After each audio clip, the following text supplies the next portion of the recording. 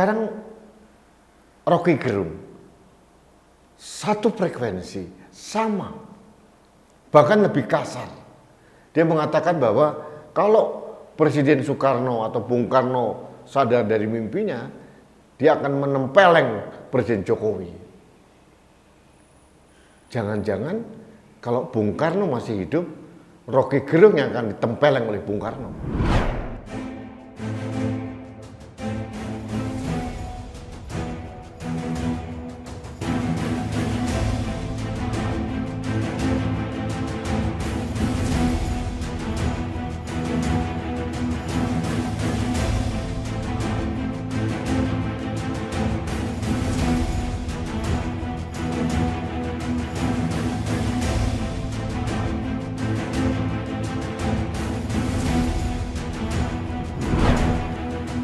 Halo sahabat Indonesia, kita bertemu lagi dalam Opini Rudi. Sahabat Indonesia, kembali masalah polemik ibu kota negara, IKN.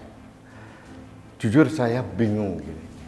Saya sangat menerima pro kontra terhadap rencana kepindahan IKN ke Pasar Penajam Utara, Kalimantan Timur.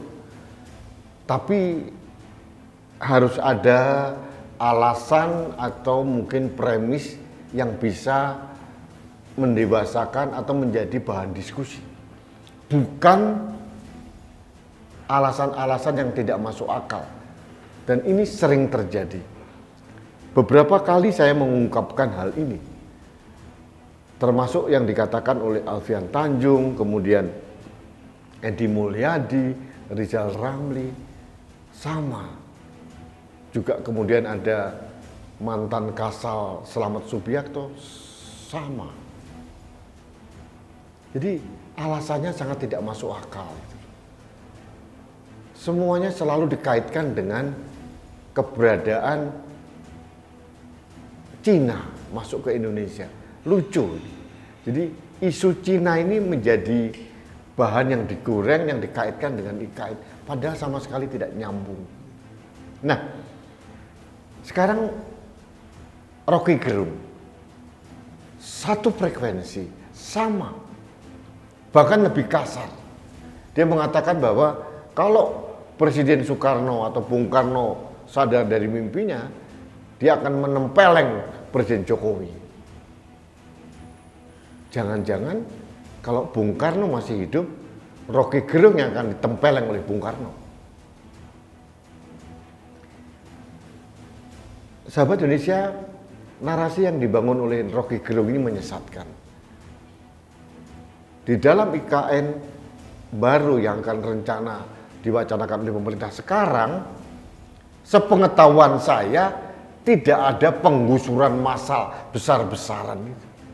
Karena sebagian besar atau mungkin 99% lahan di sana memang lahan kosong.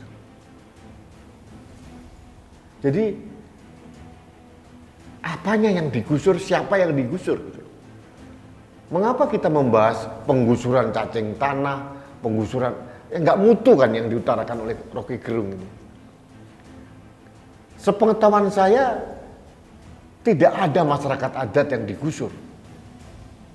Kalaupun mereka digusur, pasti saya mendengar penolakan dari masyarakat adat di Kalimantan Timur. Sampai detik ini tidak ada. Jadi artinya yang dinarasikan oleh Rocky Gerung ini benar-benar kabar palsu, kabar bohong, dan sangat menyesatkan. Saya ulangi lagi bahwa saya juga sangat keberatan dengan rencana pemindahan IKN yang serba nyerempek waktunya atau sangat mendadak waktunya. Tapi bukan kepindahan IKN-nya yang saya tidak setuju, tapi waktunya.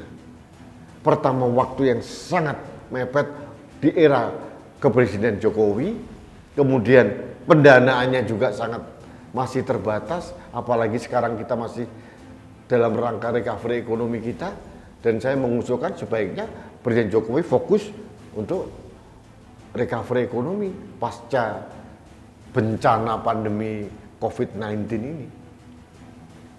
Berikutnya saya juga mengkhawatirkan kalau ini dipaksakan, apalagi saya dengar Presiden Jokowi ingin tahun 2024 pertengahan segera berkantor di sana, saya khawatir belum siap apa-apa. Dan itu yang saya khawatirkan, jangan sampai Presiden Jokowi meninggalkan kemangkrakan. Itu alasan saya. Bukan pada pemindahan ibu kotanya, tapi waktunya. Nah, seharusnya alasan-alasan ini, mungkin alasan ekologi, kemudian alasan hak masyarakat adat, itu boleh diwacanakan. Tapi jangan memberikan informasi palsu tentang Cina mau menginvasi, kemudian penggusuran orang-orang di sana. Ada lagi dari Niko Siralai katanya ada gelombang besar perempuan-perempuan Kalimantan yang dijual ke Cina. Ini kan narasi-narasi yang sangat menyesatkan dan membuat kegaduhan. Saya mohon kepada aparat keamanan, ya ruang publik ini ditertibkan gitu. Jangan dibiarkan orang seenak udelnya saja atas nama kebebasan berpendapat. Hak untuk berpendapat itu bukan tidak terbatas, tapi dibatasi oleh hak orang lain. Kalau ternyata kebebasan kita merugikan orang lain, itu juga sangat tidak demokratis. Jadi bukan bebas sebebas-bebasnya, tetap ada koridornya, apalagi kita negara Pancasila. Jadi seperti Rocky Gerung ini ujaranya sudah sangat kasar, kata-kata tempeleng kepada presiden segala macam. Apa ya pantas diucapkan oleh warga negara? Jadi ini kita juga harus berpikir ulang gitu. Kalau kita jujur saja, apa sih kontribusinya Rocky Gerung untuk Indonesia dibandingkan dengan Presiden Jokowi? Ini kan sebetulnya kan sesuatu yang tidak sebanding kan. Itu seperti bumi dengan langit gitu. Karena memang hampir tidak ada kontribusi apa-apa Rocky Gerung kepada Indonesia, apalagi dibandingkan dengan Presiden Jokowi. Jadi janganlah ketidaksetujuan terhadap pemindahan IKN ini dicampur aduk dengan kebencian kepada sosok Jokowi. Ini sangat bias gitu. Jadi nggak karu-karuan campur aduk gitu. Mereka ini juga agak pusing, nggak jelas gitu arahnya kemana. Kelompok mereka satu sisi menolak IKN. Wow, IKN digosipkan, diberikan hoax, dinarasikan sangat negatif begini. Tapi di sisi lain mereka mempermasalahkan juga siapa yang akan memimpin ketua atau kepala otorita di IKN di sana. Aneh kan? Ini kan nggak nyambung gitu loh. Kalau tidak setuju ya tidak setuju, jangan memusingkan siapa kepala otorita di sana nanti. Dan ini kan logika yang tidak nyambung gitu. Tapi itulah mereka, asal jeplak, asal mangap, dan tidak boleh kita biarkan. Saya bersuara untuk mengkonter narasi mereka. Jadi saya mempunyai pendapat Bung Karno itu mempunyai sopan santun unggah-ungguh sebagai orang Indonesia yang baik. Adat ketimuran itu selalu dijunjung tinggi oleh Soekarno.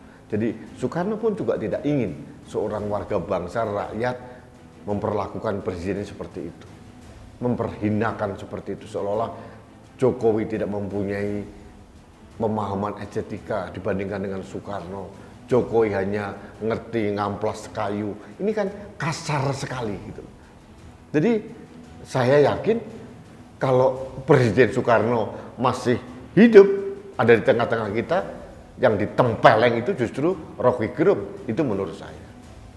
Baik sahabat Indonesia, demikian konter narasi saya terhadap pernyataan dari Rocky Gerung. Mudah-mudahan ini menjadi diskursus di antara kita. Dan yang paling penting, marilah ruang publik ini kita isi dengan hal-hal yang positif. Kalaupun ada pro kontra itu sah-sah saja, tapi harus diwacanakan yang menyehatkan, pro kontra yang menyehatkan satu sama lain dan mencerdaskan bangsa. Jangan ada narasi yang menyesatkan, apalagi penyebaran-penyebaran berita-berita bohong atau hoax. Ini yang harus kita hindari. Terima kasih sahabat Indonesia. saya tetap mengingatkan Anda untuk taat protokol kesehatan. Salah satunya selalu menggunakan masker dalam berkegiatan. Karena masker saya melindungi Anda, masker Anda melindungi saya, masker kita melindungi Indonesia. Salam satu Indonesia, salam budaya Nusantara, salam toleransi, salam sehat untuk Indonesia. Saya Rudi SKM.